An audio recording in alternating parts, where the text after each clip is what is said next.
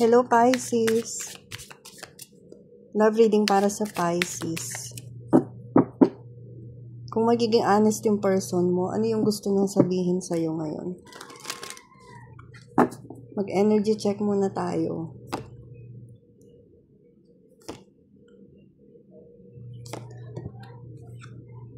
Ang tahimik nyo, Pisces, ha? May pinag-iisipan kayo. Meron kayong gustong... May fini-figure out kayo. Ganun yung nararamdaman ko dito. Meron kayong pinagpaplanuhan na more on nasa isip nyo.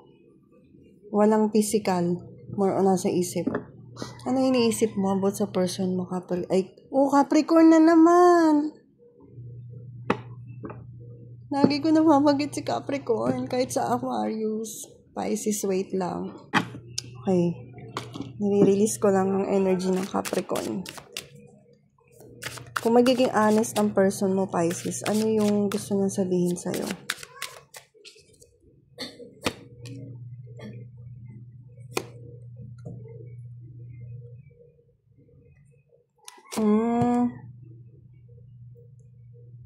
Alam mo, Pisces, yung person mo, ganito yan, kung ako yung person mo, ganito na channel ko sa kanya, parang ako nauutal.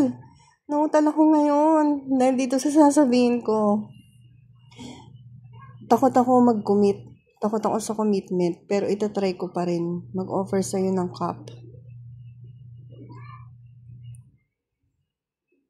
Natatakot ako kasi hindi magka-align yung values natin. Pero susubukan ko pa rin.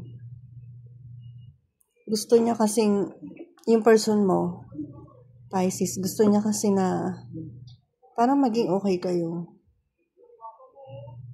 So, itatry pa rin niya na lumapit sa'yo, mag-reach out sa'yo, ipakita sa'yo yung mga bagay na gusto mong makita sa kanya.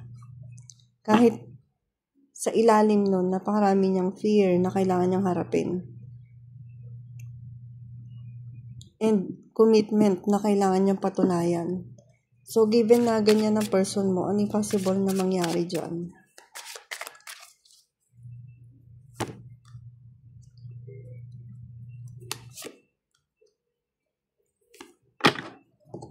Okay naman pala. Magkakaroon kayo ng new beginnings, bagong simula.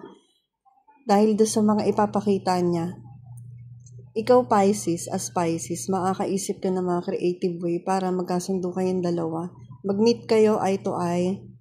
Ganun yung nararamdaman ko dito. And then mag-start kayo ng bago. Ang ganda naman ito, Pisces. Very hopeful.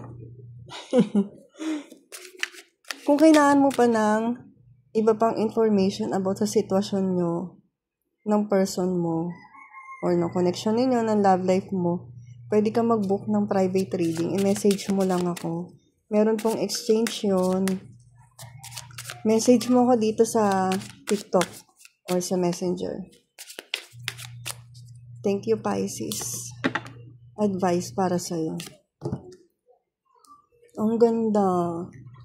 Alam mo, Pisces, ang sinasabi nito, manindigan ka lang dahil nandun yung abundance sa'yo. Nandun yung abundance.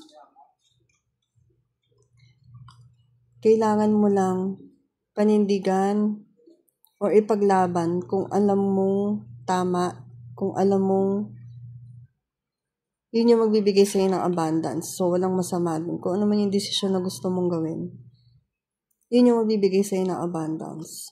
Thank you, Pisces.